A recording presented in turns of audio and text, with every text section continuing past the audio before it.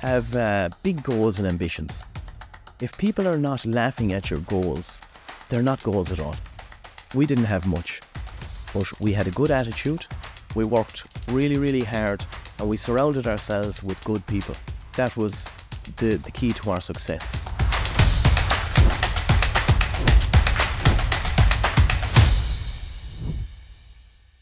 Welcome to another episode of the Canadian Dream Podcast. I'm here today with someone that I just had the pleasure to meet in person, but he is a very successful entrepreneur based in Vancouver, Canada, and he came from Ireland a few years ago and built an empire in 2 different industries. So I want to introduce you to William. Hey Elton, thank you very much for having me on your podcast. First time when we talked over the phone, I told you, it feels like I'm talking to McGregor. And you actually look very fit. How old are you now? I'm 40 now. 40? Yeah. But you exercise and you run a few businesses. I do. I try and get to the gym as much as possible. I used to go on a daily basis, but now I've got a few companies and 3 young kids and a wife to take care of. So I try and not go to the gym every morning and spend a bit more time at home with them and help get the kids out before we get on with our day.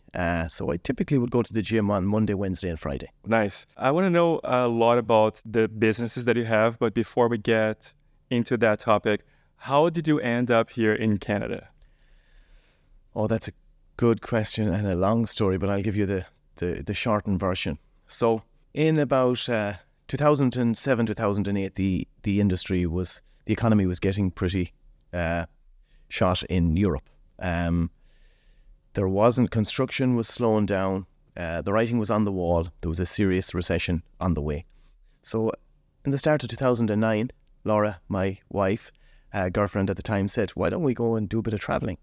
And I had no intention of ever travelling. I'm from Galway, the west coast of Ireland, a small little village with 3,000 people. My mum had 10 kids, my mum and dad, so big family, very, very close, all living at home or close to home. So no interest in leaving the country or moving away. But I thought, you know what, this might be an opportunity.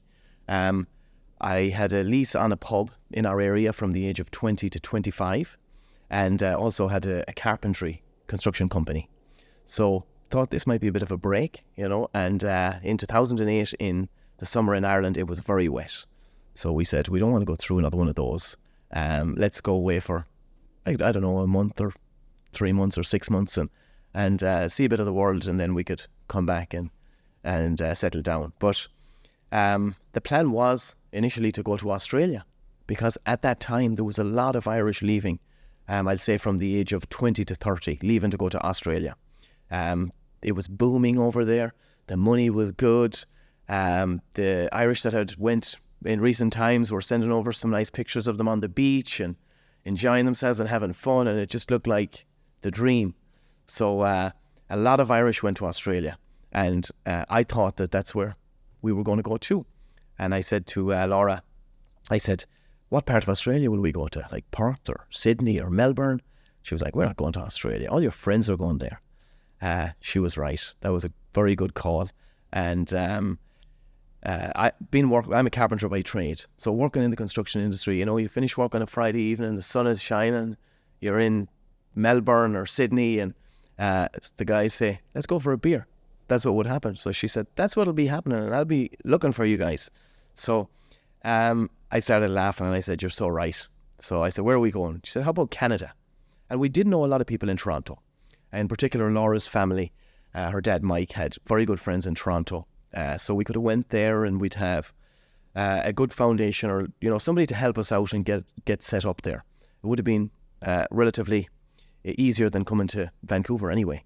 But I do a lot of equestrian stuff, and I was horseback riding with a gentleman called Dr. Ken Carr, and himself and his wife had trained in Vancouver as surgeons and spent a number of years here. And they also had, I think it was 8 young kids at the time in Ireland when I was talking to him. And I was like, how do you do it? But he said, look, we had, I think they spent 7 or 8 years in Vancouver. Actually, a lot of doctors from Vancouver train in Dublin, and a lot from Dublin in Ireland train in in Vancouver. So I wasn't aware of that at the time. But he was doing surgery as well on one of my shoulders. I had hurt my shoulder playing a game called hurling. It's like one of Ireland's national sports. So he was doing some surgery on my shoulder. We were doing some equestrian stuff, and he convinced me to go to Vancouver. He said, just go to Vancouver on your way to Toronto. Like, go for a week, or a month. But he said, if you go to Toronto, you'll never go to Vancouver because they're so far apart. Canada is huge. Toronto might be almost as far from Vancouver as Ireland would be from Toronto. So I said, I will. And he said, I'm not going to leave this alone until you book your flights to Vancouver and I see them. So he was adamant, and we did book the flights because also the Winter Olympics were on in Vancouver in 2010. And we said, it'd be cool, if we did end up staying in Vancouver, we could kind of see a bit of a build up to the Olympics and see what things are like, and we might never get that opportunity again. So we booked into the Ramada Hotel on Granville Street, very fancy, for I think it was maybe 10 days or 2 weeks. And we just fell in love with the place. After the first week, we thought this was paradise. The weather was fantastic. I think it didn't rain. We ended up staying in Vancouver, obviously, but I think it didn't rain for 100 days after we got there in that summer, 2009 in Vancouver. It was spectacular. No Irish here at the time, really. We had no contacts, no phone number, didn't know anybody. Flew into IVR, got a taxi, drove up Granville. Granville was all torn up for the Olympics. They had the streets dug out. We were like, where have we just arrived? Like, what's going on here? Is this the main street in Vancouver? And we were a little shocked, to say the least. Ran into some really nice people, early on. And we decided, let's stay for another week and another week. And a couple of weeks became a month, and then it was 6 months, and then it was 10 months. And at 10 months, you had to be, because it was a 1-year visa we were allowed to come on, a 1-year working holiday visa. So it takes, to extend that, or, to allow yourself to stay on, you need a few months of a grace period there to apply for your paperwork and all the rest. So after about 10 months, you'd need to be taking care of that, or else your visa's up and you got to leave the country and go home, and you don't get a second bite of the cherry. So thankfully, I had got a job in construction. I was doing pretty well. I'm a carpenter by trade, as I said. And my boss said after 10 months, I asked him, would he sponsor me? And he said he would. So he sponsored me to stay in the country, and the rest is history. Who was the boss, and what were you doing? At the time, I was running some concrete crews. So we were doing formwork and framing. And I was working for a company called Contech Construction. So it was like concrete tech. And are they still around now? They are still around, yeah. Hal Andrews is the owner, a lovely, lovely man. And I worked with Contech for a while. Then I worked with Jacob Brothers for a while. The first job I had was with Contech were the company that sponsored me. But the first job I had was with Jacob Brothers, who are a pretty big company here in Canada. Could be in the top 10 construction companies. Scott, Todd, and Jason, 3 brothers. They have a fantastic company, great people working for them. But I started working with them about maybe 3 weeks into my Canadian journey. It was very tough to get a job at the start, but we were kind of doing things. Why was it hard? Weren't they building for the Olympics? Yeah. So I would assume there was a lot of construction going on. Yes, Elton, but we were kind of doing things like we would back in Europe or in Ireland. We were sending out resumes all the time. Mm-hmm. And we're wondering, we're sending out 20, 30 resumes a day and no one's getting back to us. But now as a business owner myself, I realise when people are that busy, they don't get back to everybody. Mm-hmm. And it's way more beneficial and effective to get in front of people. So I was actually sitting at a bar on Granville Street, having a beer, maybe a week or 2 in, after coming from Ireland. That was 2009, April. And a gentleman said to me, he said, you know what you need to do? He said, I'm talking to you, you're a good guy, you had your own company, you're a carpenter, you know what you're doing. There's no reason you shouldn't have work. But you need to get a hard hat, you need to get a vest, pair of steel-toe boots, and get up early in the morning and walk into a few construction sites. And I thought, that's a great idea. So I did do that. I left the bar, I went to a place called Mark's Workwear, and I got a pair of boots, and I got a vest, and I got a hard hat, and I put on my my sneakers pants, we call them back in Europe, like your carpenter's pants. And it was 6 a.m. and I walked into 1067 Granville Street. And that was the head office at the time for Jacob Brothers for the project they were doing. It was kind of the revamp of Granville Street for the Olympics, the main street. Right. And I walked in and I met a gentleman called Trevor Trombley. And I sat down and I had a conversation with him for 15 minutes and he hired me on the spot. $16 an hour. Awesome. And why did he say he hired you? he asked me some questions about construction and, wanted to hear my background and what we'd done. And one thing he really liked about it was we come from the country and we had a farming background. And he said, I've had great success hiring people in the construction industry that come from farms, farming backgrounds. And Hard workers. Yes. And he said, the Irish have a good reputation for construction and for working hard. And he said, you're coming from a farming background, you must be good. So I said, give me a chance, and genuinely I was desperate. We didn't come with a lot of money. We had bought a car. So we bought a vehicle like the first week we got here.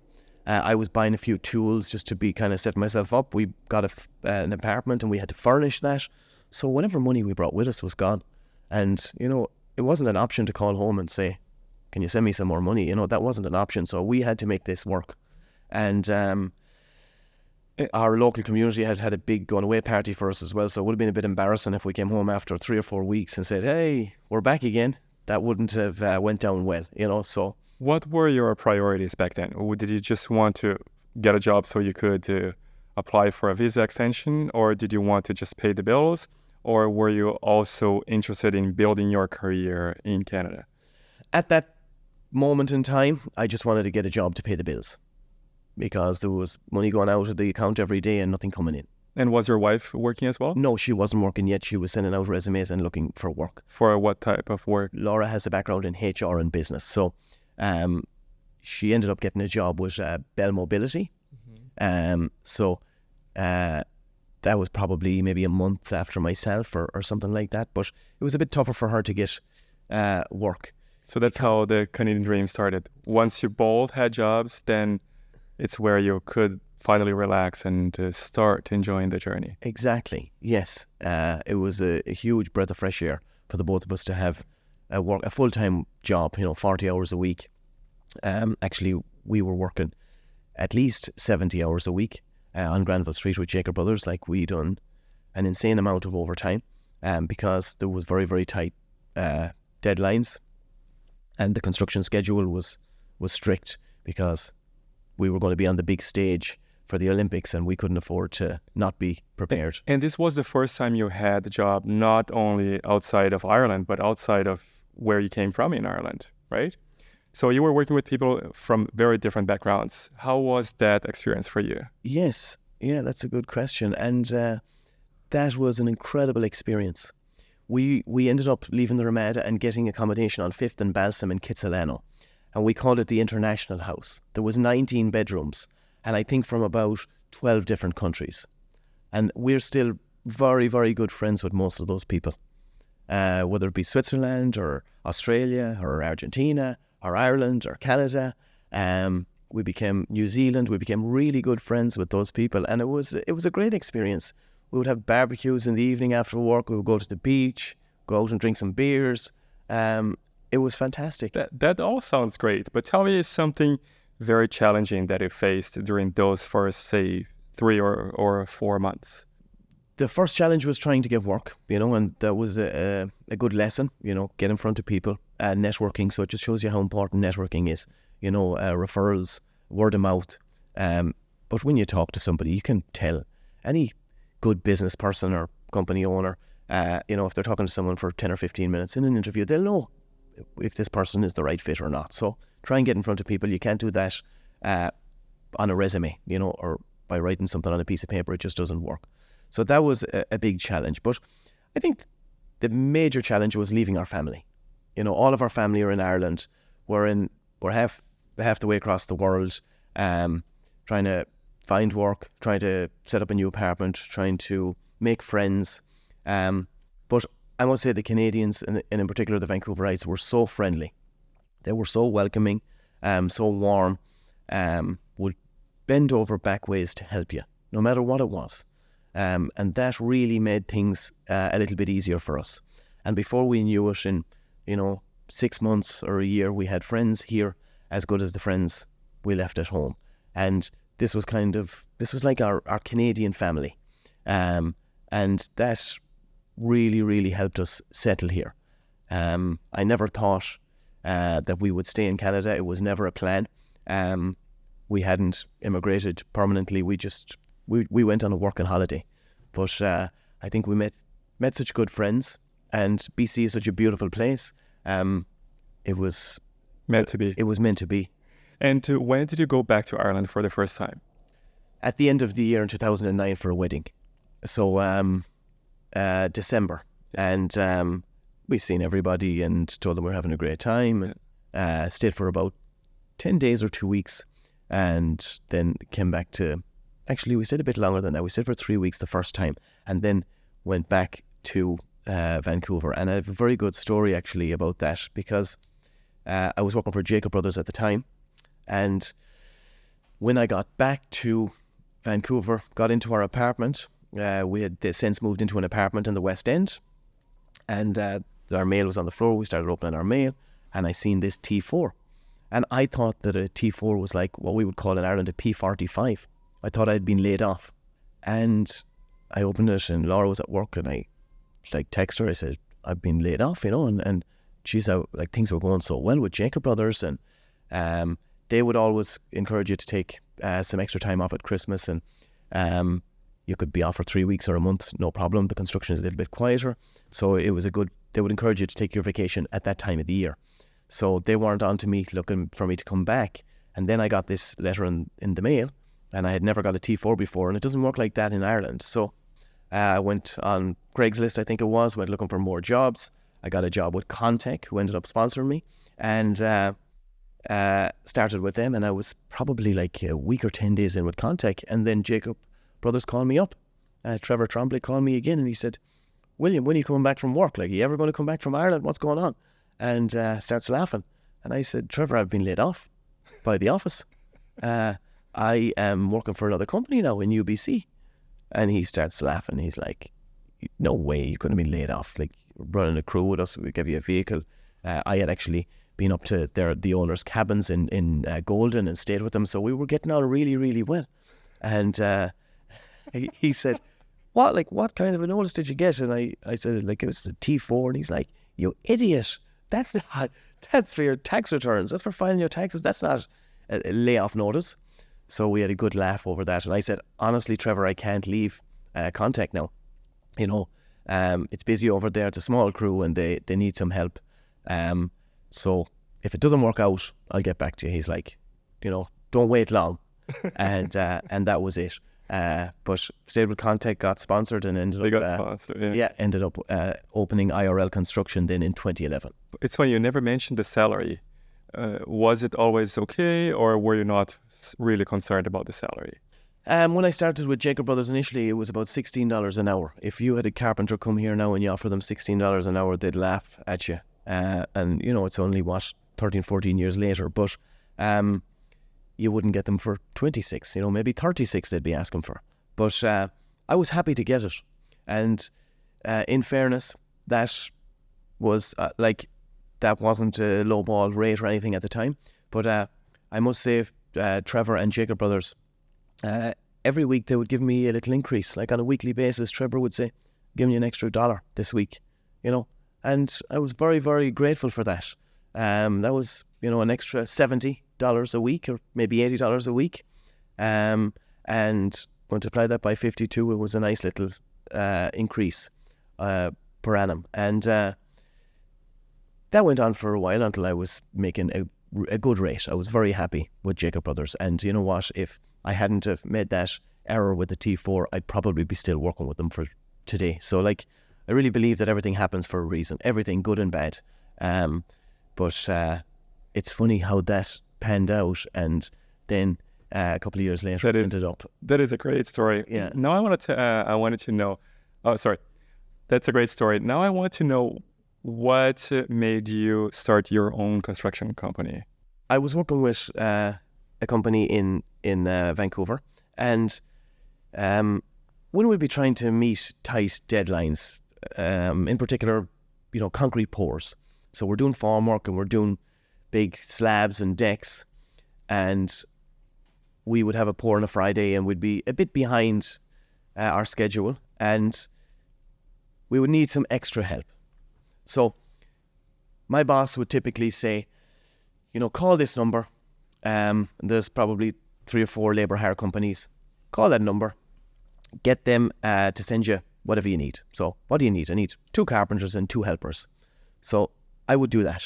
Then I'd call up the local labour suppliers at least twice a month. But one thing I noticed was there was always, nobody ever came fully prepared. They would have a hard hat but no vest. Or they would have a hard hat and a vest but no pouch, no tools. Or else they would have no steel toe boots. So I was always scrambling to see if I could get bits and pieces in our tool container to get them ready for work and set them up. But I thought this was crazy. You're coming to do a job and you're not prepared. And there was a lot of excuses. Sometimes you would try and get 4 and 2 would show up. And we would always over order for that reason. If we needed 4, we'd try and get 5 and 4 would show up. So, and then there was excuses. I missed the train. I missed the bus. So I said, imagine if I set up a skilled labour hire company and they were prepared and professional and they had tools that I would supply for them if they couldn't get them themselves. We would give them their own vests. We would give them hard hats, steel toe boots, whatever, to make sure that when they came to the job site, they were ready to work. And they would show up on time. And that's what we done. We set up IRL Construction in 2011 and that was a big part of our business plan. 2011, so that was only 2 years later. That's right. Yeah. How was the beginning? How did your wife help you from the beginning? She did. Yeah. She still continued to work for Bell because that was kind of the safe option. So were you working behind the scenes in the evening, on weekends, on a plan, or did you just quit and decide to start? Yes, I was. I was doing a lot of side jobs in the evenings and at the weekends. So I would be working with Contech during the day, for let's say 40, 45 hours a week. And then I would do some side jobs at the weekend and in the evenings, building decks for pubs and clubs and restaurants downtown. And it got so busy with all of the side work, I kind of said, you know what, I'm going to take the leap and I'm going to set up my own little crew and start small. And I did. Laura was a huge help, my wife, and she took care of the paperwork and the invoicing, and I would just send her timesheets. I started on my own initially. Then I went from 1 to 3 to 5 to 15 to 50 in probably the space of 2 years maybe. And then by 3 years we had 150 full-time employees. Wow, how many do you have now?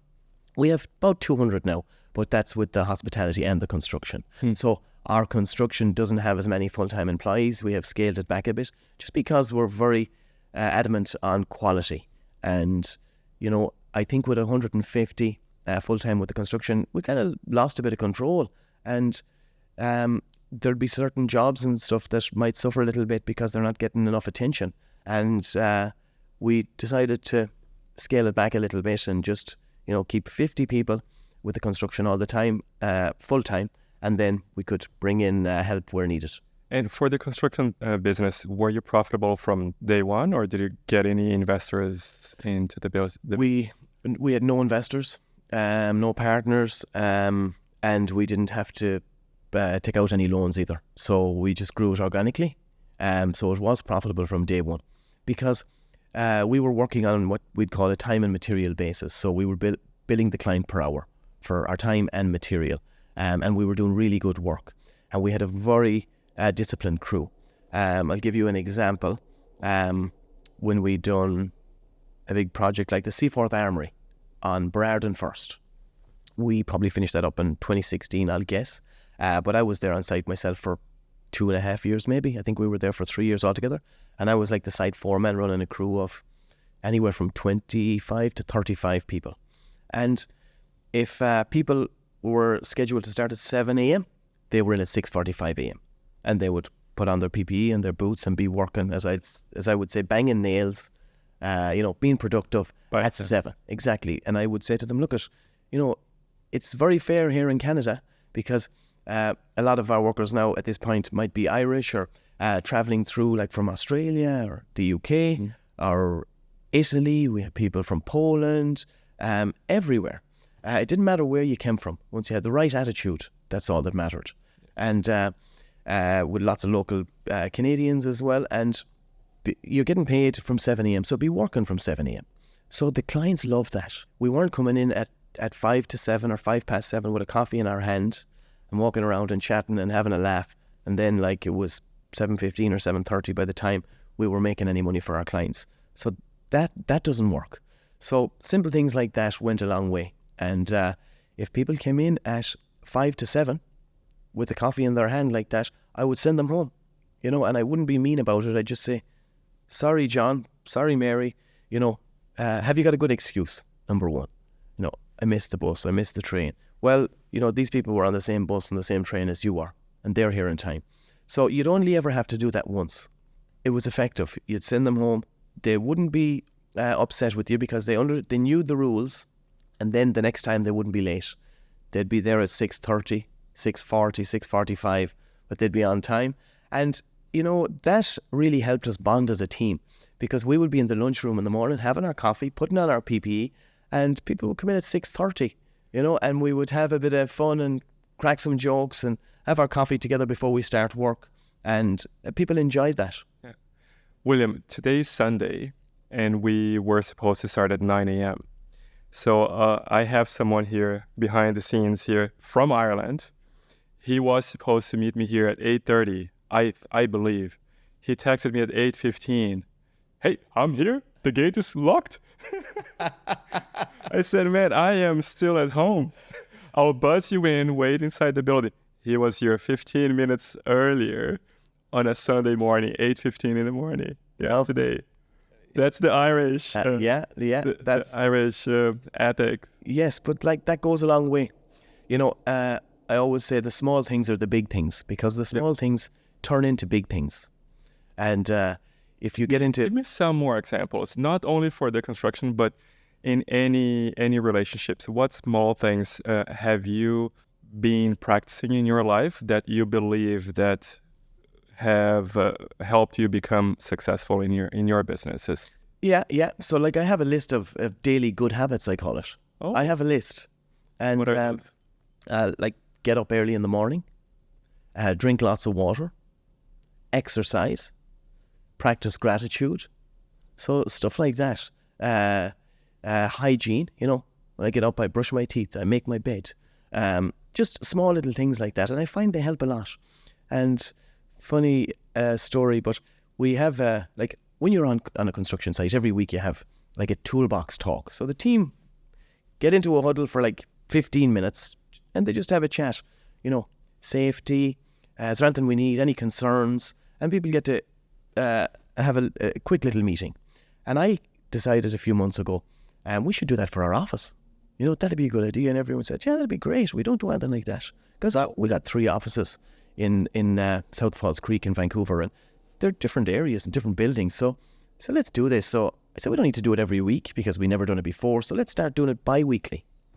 So we meet, like we met last Thursday, and we have our little chat. And we have a quick update from each department and what's cool and what's new and what's happening and any concerns and anything that we should do or anything we should stop doing. And one thing I said to them at the end of that meeting, I said, I have a small bit of homework for our next meeting in 2 weeks' time. I said, I want everybody to bring their daily good habits list. I said, it can be 5 things, it can be 10 things. I said, nobody knows you better than yourself, so whatever works for you. But it'll be interesting to see what they bring in. That's going to be in 2 weeks? Yeah, so they'll just bring their little piece of paper with their daily good habits on it. And I do like to try and impress them small little things on our teams because they definitely work, When I get into the office in the morning, I make it my business to try and be upbeat and happy and say good morning to everybody and, how was your weekend? If it's Monday morning, or how are you doing? It goes a long way. My mum always said it costs nothing to be nice. Yeah. And actually I was out at the 91st Highland Games in Coquitlam yesterday. And there was a gentleman, and he was sitting by the bar, and he was kind of watching what was going on. It was very busy. We have a mobile pub out there. And I was just pulling some pints of stout, Scottish stout for the festival. And he was watching, and he was watching what was going on. And he said at the end, maybe a couple hours later, he said, I want to say something to you. He said, I'm a VPD. And he showed me his badge. And I won't mention his name because I got some friends in the VPD as well. And I just said, he said, I love your presence. And he said, you're obviously the boss. You obviously own this rig, this mobile pub. I said, I do. And he said, I want to say something. He said, the way that you've been treating your staff all day with respect. And he said, the way you treat the customers. Every time I bought a beer off you, you said, thank you very much.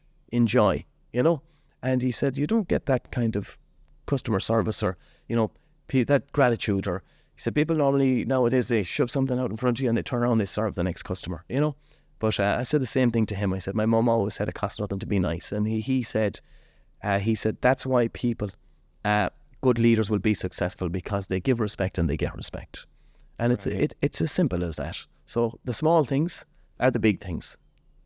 Excellent story. Yeah. Tell me, do Irish people have a good reputation here in Canada? They do. They have a great reputation. And I often get people, superintendents, project managers calling me up here during the week for the construction side. And they would say, William, I need 2 carpenters. Can you send me 2 Irish guys? That happens on a regular basis. And again, it's because we're an Irish owned and operated company, I suppose. And that's just by default, really. People know us from back home now. And a lot of people we hire directly from Ireland through word of mouth. They're friends of friends or friends of family. And probably 70% of our team are Irish now. So it's much easier for them to come now and get a visa. It is. Much faster. That's right. Nowadays. And you can get a 2-year visa right off the bat. Wow. You don't have to get a 1 year. So that really helps. It makes it so much easier. So the likelihood of them getting an Irish carpenter is pretty high, So I'm not saying that the Irish are better than anybody else, but they do have a very good reputation. And people do ring me up and say, I had those Irish guys, can you send them back to me? And it's just the small things I always say. Don't argue with the client. If the client wants you to hang the door that way, you hang the door that way. There's 15 different ways to hang the door, but they're paying the bill. It's their door. They're the one that has to look at it for the rest of their life. So, don't say, oh no, we should do it this way. You do whatever way they want you to do it, and if they want you to change it afterwards, you change it afterwards. But they have you in here to help them, and we're providing a service for them. So we do whatever they ask us to do. And, we nod and we smile and we're always polite. And again, just doing the small, simple things right. And people really, really like that.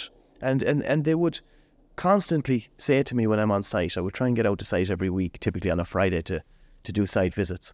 And the project managers or the owners, the clients, client reps, superintendents, they would say the same thing. They would say, your teams are very polite. Somebody said it to me yesterday. Not a week goes by that I don't hear it. Said your teams are very polite and very mannerly, and they work hard and they're honest, and it's our culture as well. We've worked very hard to build that culture. IRL, when people ask me, what does IRL stand for?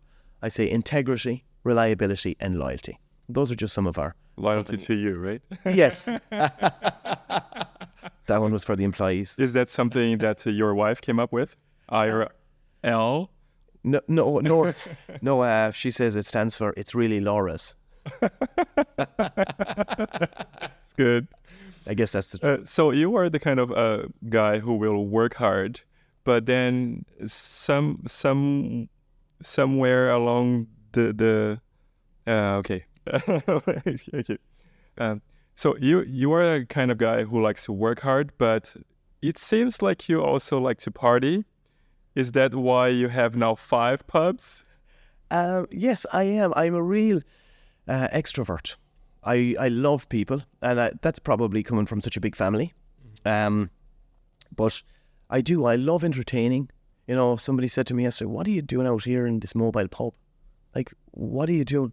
Like, does this not drive you crazy? I'm like, no, I enjoy this. This this is nice. I get out of the office, I can leave my phone down, I can pull some beers, I can talk to people. It's fun. The sun is shining. I'm healthy and I'm happy and can't ask for much more. But I really do love what I do, and it doesn't seem like work. Whatever you do. To me. I like the hospitality. I like the construction. My siblings, all of them went to university except myself. I was the only one who didn't go to university and get third level education, and I went and done an apprenticeship in carpentry. And honestly, Elton, if I was doing it all over again, I would do the same thing. I travelled to play a lot of sports, and in 2001, 2003, we got like little scholarships to play in Chicago, for example, in the US, playing hurling, like that Irish sport. And never took me any more than 24 hours to get a job when I was doing that, and here, when I just got in front of the people, like I was hired straight away. So there's always a great demand in the construction industry, and it's in particular for carpenters. When we came here, actually, when we applied for our visa to come to Canada, it was a point system. So like 100 being, the most wanted, one being like, we don't need this service at all.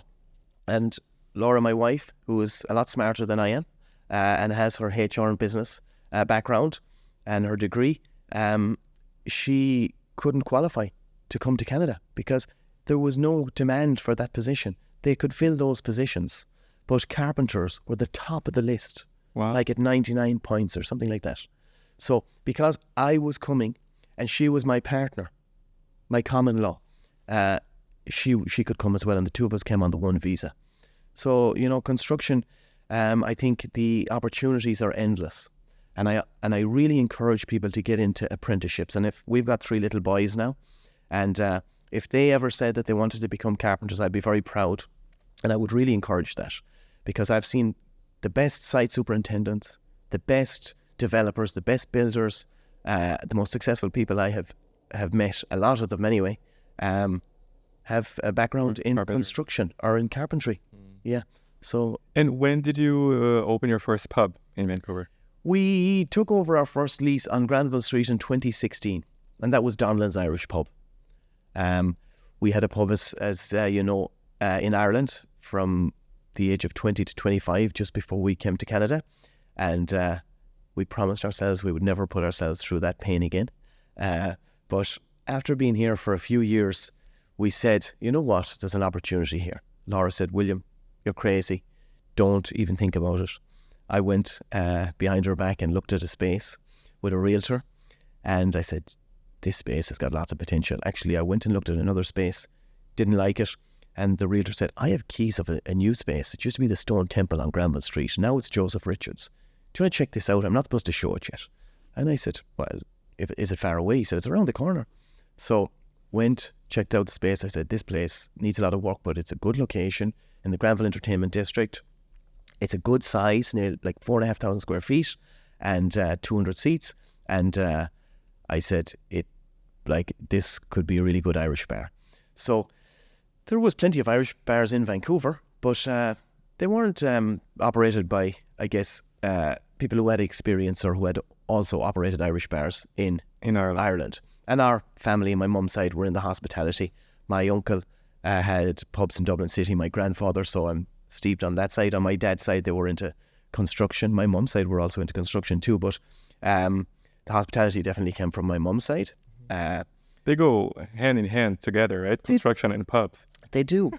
And I'm joking. Are you serious? No, they actually complement each other a lot, because I can see that. Lots of pub owners have said to me here in Vancouver, I wish I was you, because you can take over a space today and start in there tomorrow, start building it out and work 24/7 and get it built and save on the construction costs. And time is money. The problem is when you can't do that, and I've seen this happen, Elton, so many times on Granville Street, it's very sad. When we were building Donnellan's, I'd say I've seen 5 or 7 different businesses going bankrupt. They were building out their places and they never got to build them out because it took too long and they ran out of money and they never got to open their doors.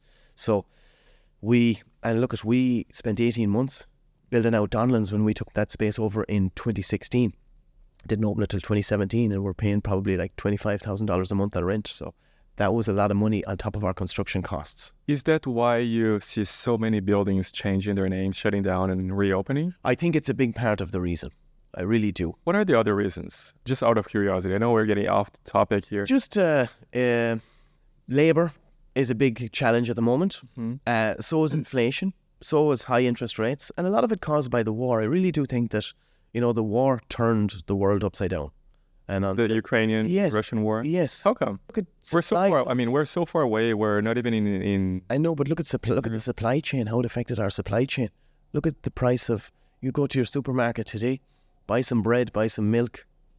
Like the Ukraine was the breadbasket of the world. So it has really affected the whole world. I can even see it in Ireland. When I went home to Ireland about a month ago, normally I go back to Ireland and I say, "Wow, things are cheap here." And bread, cheese, mayonnaise, eggs, those things are so cheap compared to here. But for the first time in my life, I went back there a month ago and I said, things are expensive here. I was shocked. First time in my life, and I would try and typically go back every year. But so it has affected everybody. And high interest rates, then trying to, cure the inflation, I suppose, or at least contain it. Because things are just a little out of control at the moment. And I do think we're going to be dealing with this for another year.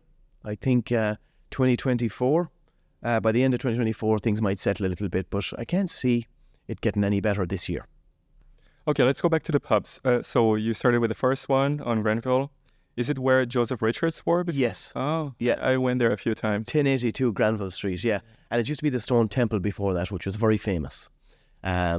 And a lot of the Canadians would have hung out there. But I remember that too, Stone Temple. Yeah, that was a pretty fun place. But so we spent 18 months renovating it. We opened it. Laura said to me at one point in the middle of the renovation, she goes, like, we put all of our money into this, like everything. What happens if it doesn't work?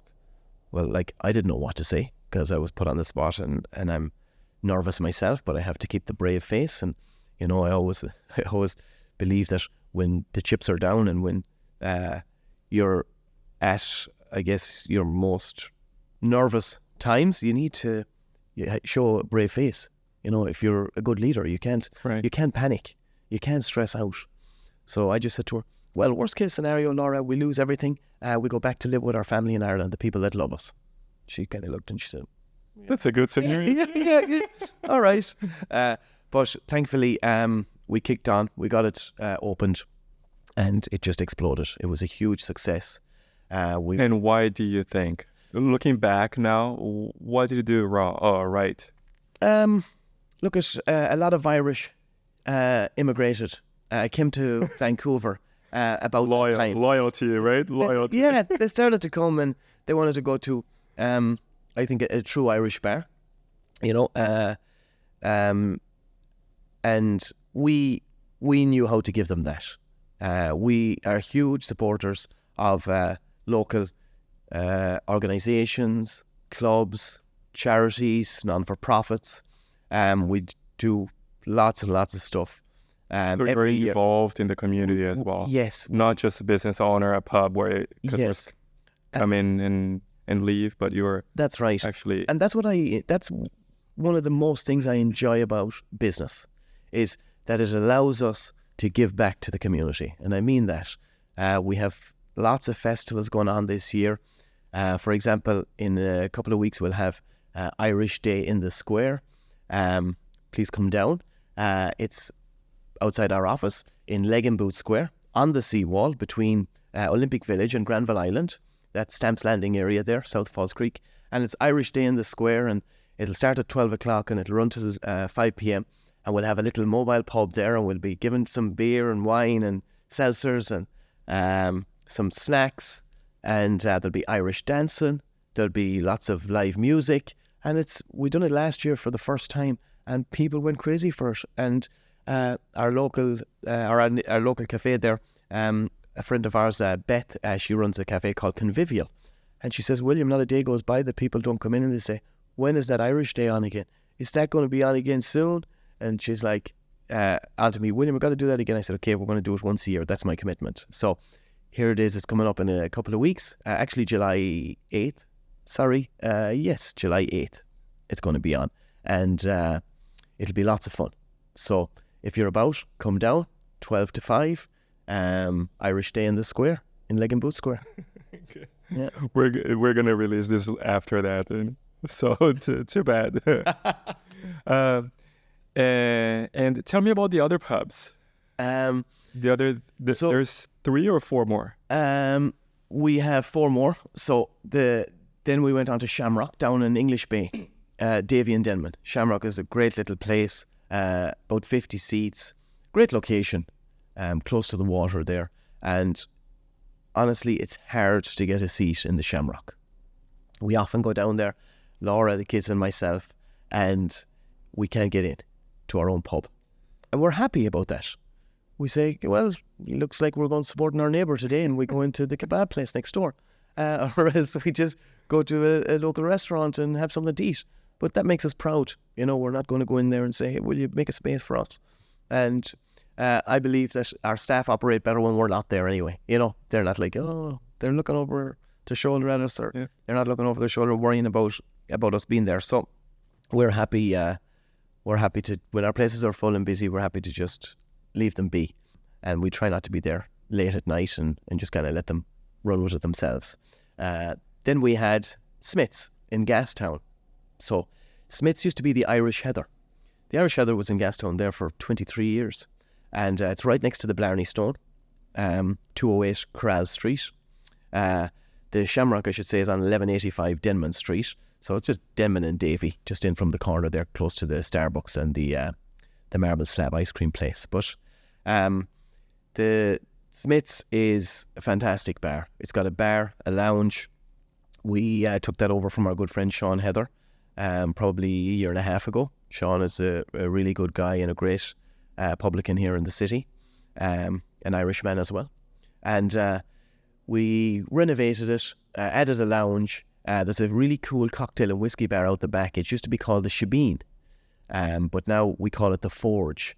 And we have so many events there. We could have 250 events there a year. It holds about 60 people, but it's spectacular. Is it mostly weddings? Yes, we've had corporate events. Both. People have recorded podcasts in there. Lots of birthday parties, engagement parties.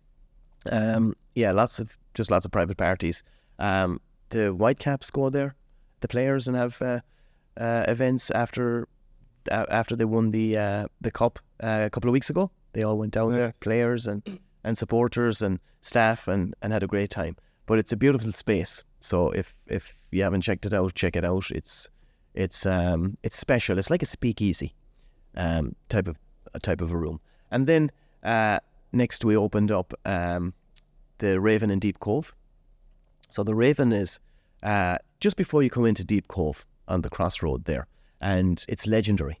It's been there for it was the Amble Inn first, 1949, and then in 1979 it changed to the Raven, and it's a real neighbourhood pub.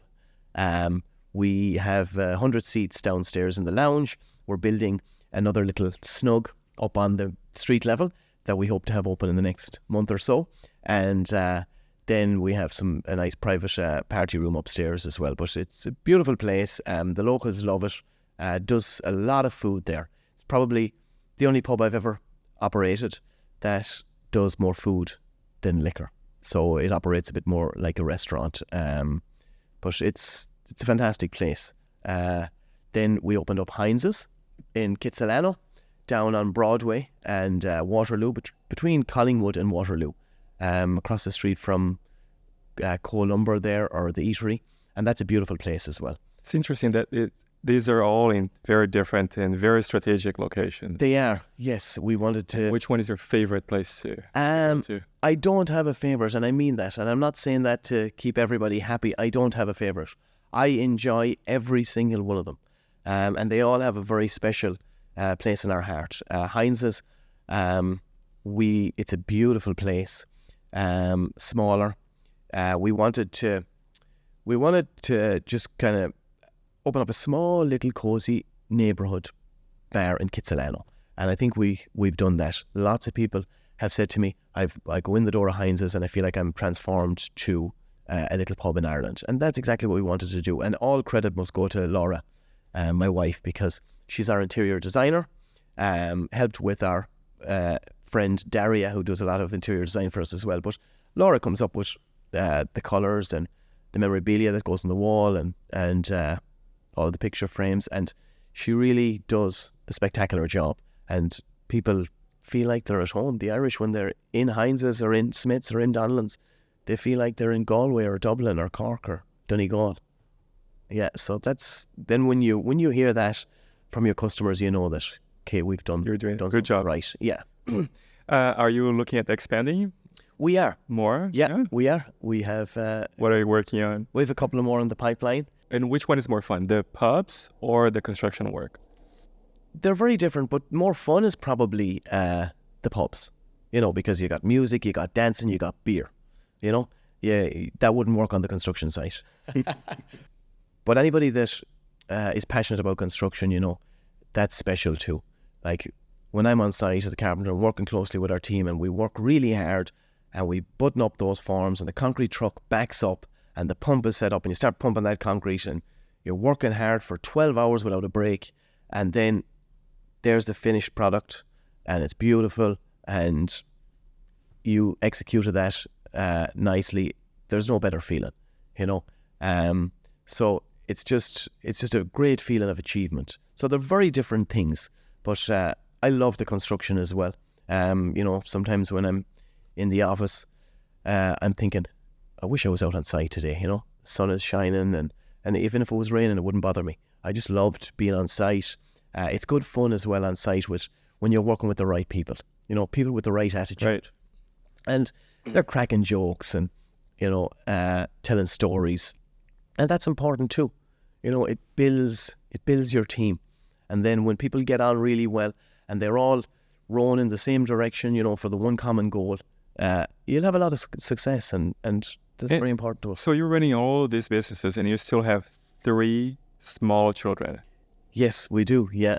So again, a lot of credit has to go to my wonderful wife, Laura. And I must mention our nanny as well, Vicky. She's Brazilian, she's spectacular, and the kids love her, and she loves them. And she's been a breath of fresh air. She's with us for all of that time, for 4 or 5 years now. And we couldn't do without her because our family are in Ireland, and it's hard. We have 9 companies, and we have, as you said, 3 young kids, and it's a very, very busy life. And your kids are what, 1, 3, and 5? 1, 3, and 5, 3 boys. They're probably too young for this, but what values are you looking forward to passing on to them? One thing, when I bring them to school some mornings or pick them up from school, or if I try to bring them to the playground in the evening, they love that, and there's some beautiful playgrounds in the South Falls Creek area there. We always have a chat, and I'm trying to teach them something very small. So I just have sayings, and I say, it's very important to be, and they'll finish off, kind. So they'll say little things like that. And they learn them in their head then, because you're getting them involved. You're including them in that little slogan or that little quote.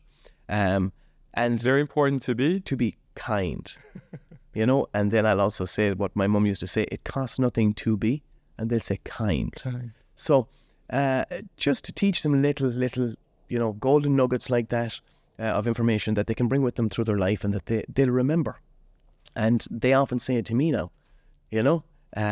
Irla, our oldest, he's 5 now, and he's actually at Arts Umbrellas today. He loves the acting and a bit of drama, and he's funny. He's a bit of a character, so he's just at that great age now, and he will say them to me, you know. So he'll say different quotes back to me, and I'll have to say kind, you know. So just to try and teach them to be good, to have manners, to be polite, and to be kind. Just simple little things like that. How about to be hardworking like mommy and daddy?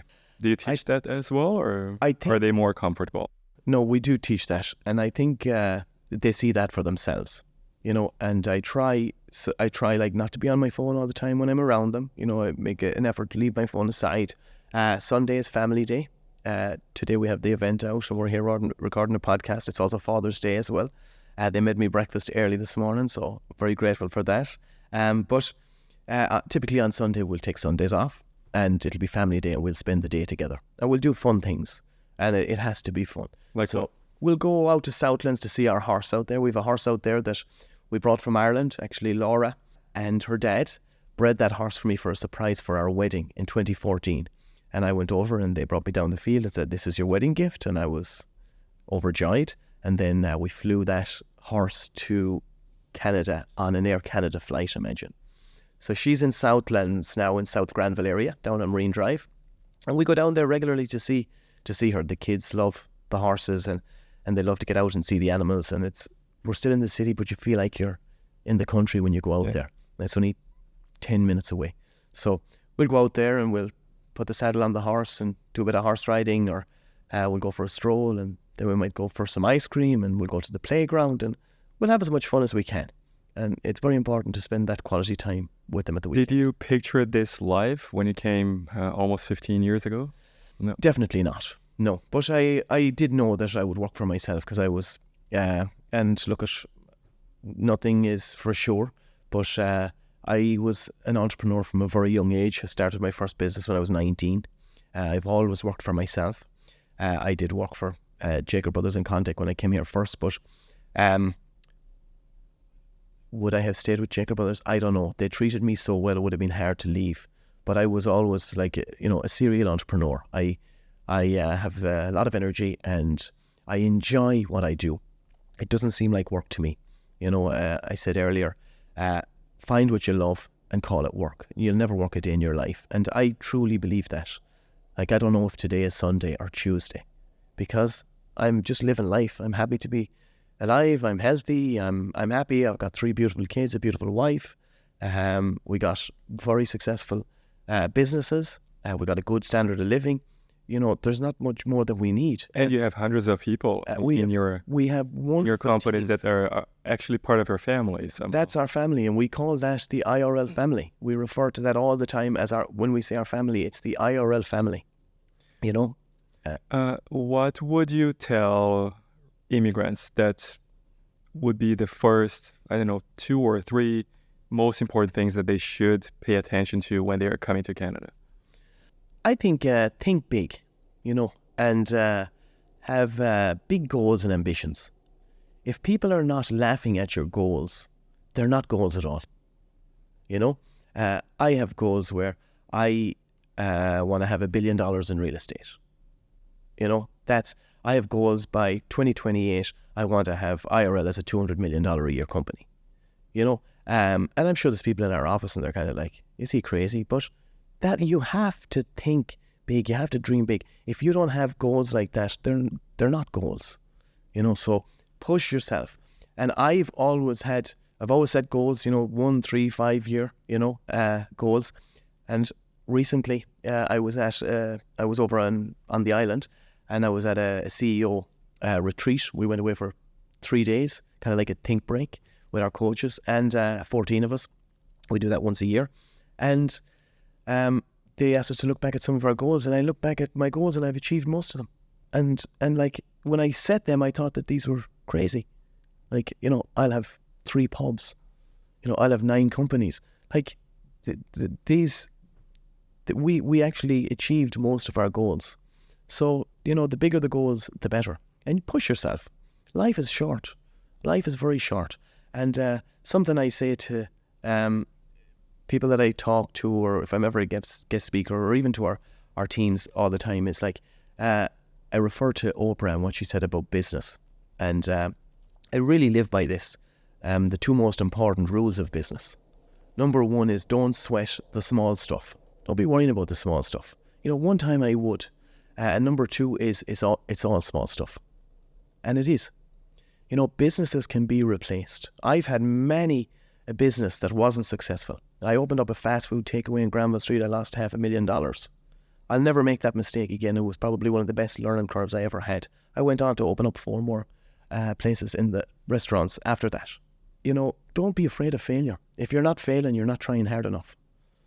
But sometimes people feel like if I fail, people will, they'll be looking at me and laughing at me. And people are not interested in what you're doing. They're not looking at you. That's probably what you think in your head. Don't fuel the fire. Your mind is so powerful.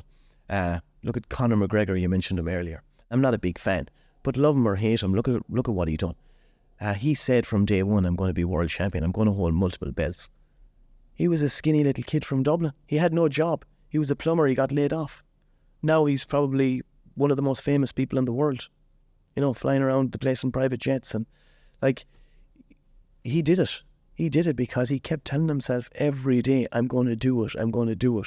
I'm going to hold the belts. I'm going to hold multiple belts at the same time. So I think if we knew how powerful our minds were, we wouldn't have negative thoughts at all. But we're not there yet. But hopefully someday we'll get there. Is there anything else that you would suggest immigrants to pay attention to? Putting yourself out there. Networking is very important here in Vancouver. So coming to a new city, go out, get out, meet people, get in front of people. I think business is all about trust and relationships. So how do you build that trust? How do you create those relationships? And I think the answer is probably networking. Getting out there, get in front of the people that you want to be. You want to be like. Find the people that have done what you want to do, and ask them, how did they get there? Is there anything they do differently? And learn from that experience. What about those people that had big dreams, or maybe not so big, but meaningful dreams, and along the way life happened and they just gave up on those dreams? What would you tell to those people? Well, they say if you never give up, you never fail. So I think that's what happened to us when we opened the fast food restaurant in Granville Street. We didn't give up. We subleased that space. We got out and we took on another challenge. But we didn't give up. And life is too short to give up. We have 3 kids, as you know, and the 3 of them were preemies. So they were all very, very small when they were born. Irla was 2 months early. Tierna was 6 weeks early, and Shay then came like 7, nearly 8 weeks early again. So those were scary times. And, when we started trying to have kids, we weren't able to have kids. So that just put things into perspective, like taking a chance, dreaming big and taking a chance. Those are small things, don't be afraid to fail. Have big ambitions and big goals. Set targets for yourself. The sky is the limit. You can do absolutely anything if you put your mind to it. I believe that. And that's, I think, advice I'd give to people coming over here. I came over here with Laura, and we didn't have much, but we had a good attitude. We worked really, really hard, and we surrounded ourselves with good people. And I think that was the key to our success. Those 3 things. We worked hard. We done the best that we could every day. We hung out with people who were kind and positive and caring, and they had, the same attitude as ourselves. And that really helped us to get where we are today. There's no doubt about that. That's the perfect way, I think, to finish this episode.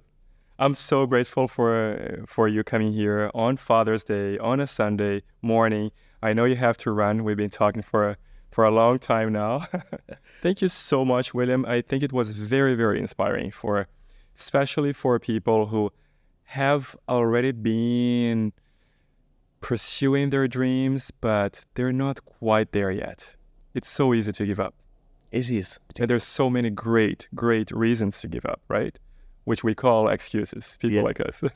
That's right. Yeah. No, Lucas, thank you very much for having me on your podcast. It's been an absolute pleasure, Elton. Oh, thank you, William.